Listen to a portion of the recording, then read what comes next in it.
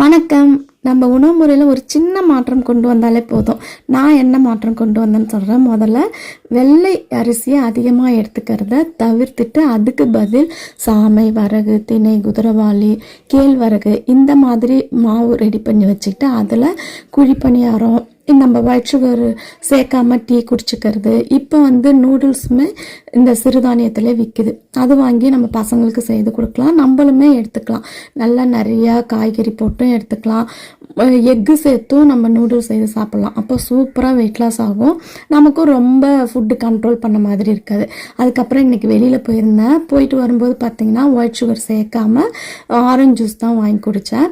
நம்ம இந்த மாதிரி ஒயிட் சுகரை தவிர்க்கும் போதே நல்லா ஒரு 10 கிலோ வரைக்கும் தானாகவே ஈஸியாகவே குறைஞ்சிரும். ட்ரை பண்ணி பாருங்கள்.